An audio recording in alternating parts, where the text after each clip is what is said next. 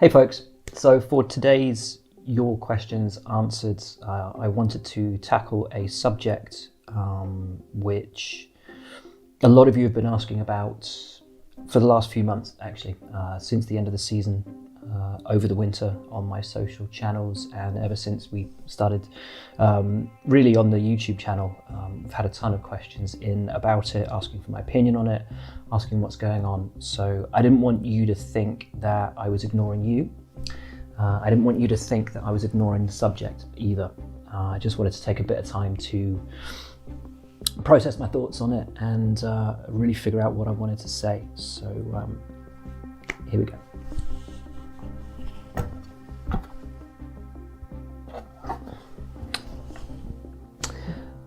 Where to start? I guess back in December when the incident itself took place and the video was uploaded. The team stated at the time that the uploading of the video was abhorrent, and that's a really strong word. Nikita himself issued an apology for his actions, and he stated that his behaviour had been inappropriate. So right from the off, we have both team and crucially driver admitting that what happened was unacceptable. And I think that's really, really important. But the comparative silence which has followed does leave a lot of questions.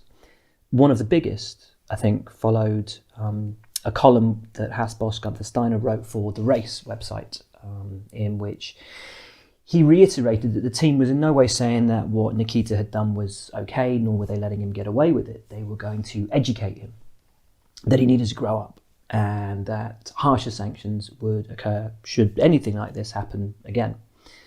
So the question, and it's one actually posed by Scott Mitchell in a couple of articles that he's written for the Race, is that if the team and the driver all acknowledge that there was wrongdoing, and if a second occurrence would lead to more serious action, then why does the original incident not merit those actions?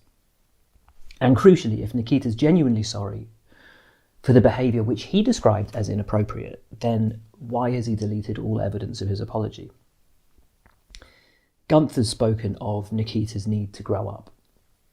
After all, he has a well-documented history of questionable antics both on and off the track. When I interviewed him on his promotion to Formula One, I asked what kind of a driver Formula One was going to get. And he said that he was the type of driver who would push the limit of acceptability under the regulation as far as he could. But that he amassed so many penalty points in Formula 2 shows that he didn't just flirt with the letter of the law, he overstepped the mark repeatedly. And often, and here's the problem, without tangible consequence. Now look, I've seen the hashtags, I've seen the petitions, but I think anyone who genuinely believed that Nikita Mazepin would find himself without a seat in 2021 were being somewhat naive. His place in the sport, in Formula One, was never down to just his speed, and he is fast, nor was it down to his personality or his marketability. There's little doubt that the team that he'll race for in 2021 would have found its existence in question if it wasn't for the influx of revenue that his appointment brings with it. It's also difficult, I think, for the team or the higher authorities in the sport to take what some might consider to be meaningful action in the absence of any formal complaint. But that doesn't mean that actions which have already been apologised for shouldn't have consequences, nor that they shouldn't require reflection and positive change. As Nikita stated in the apology which he deleted, he has to hold himself to a higher standard. That the incident has done damage to Nikita, Haas, their sponsors and their partners, though, is incontrovertible. I think, though, that in one respect, the silence around this issue could be taken as being representative of the space and the time that is probably needed for the education the team to say that they are giving Nikita to make a difference.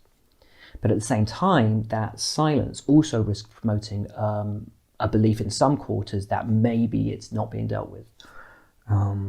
and also creates the prospect of undermining the seriousness of these incidents, which sadly occur all too often in the real world, and also in normalising them. 2 articles recently, one in The Sun and one in a motor racing business magazine, gave us examples of this normalisation. For while in one, the headline referred to him playfully as a bad boy, so, bit cheeky, bit naughty. The other referred to the behaviour Nikita's already accepted was inappropriate as being normal. And that, I think, is why there's danger in the silence. That both of these pieces ultimately received such negative responses, though, I think speaks volumes as to the anger which still exists within the Formula One fan base. And if any further evidence was needed of just how strong those feelings are, you need only look at Haas F1 team posting a video of Nikita in F2, and within an hour, the hashtag, which we all know, was trending. Now, look, over recent years, the sport has done a lot to make the paddock a more inclusive and welcoming space. It spent 2020 pledging diversity and equality. It held itself to a higher, morally virtuous standard to race as one. Those who believed in those pledges might feel let down. After all, what kind of a message does it send to female fans or to women in the paddock if incidents like this aren't dealt with swiftly and critically openly? And look, this isn't about being woke, and regardless of the frankly shameful reaction of some in the paddock who should know a lot better, this isn't about boys being boys. It's also not just about acknowledging the standards one should espouse as a racing driver. It's about what one should seek to be as a man. There is, of course, another side to this, because in a world increasingly ruled by snap judgments on social media and cancel culture, we also have to allow those who make genuine mistakes to atone for their missteps. But for that to happen, the contrition, first of all, has to be sincere. Lessons have to have been learned, and change has to be visible. It can't happen either in silence or behind closed doors. I think that's about all I can say, really, other than to reflect in closing on an interview released these past few weeks with Nikita, who, when asked about the furore, said that he was used to criticism and controversy, but that it didn't bother him. Essentially, that he didn't care. If the education that Haas are providing doesn't result in him doing so, then that would seem, I think, an adequate reason for us to continue to. That's about it. Thanks for watching, folks. Thanks as always for your support, for your comments and your questions. And we'll see you next time.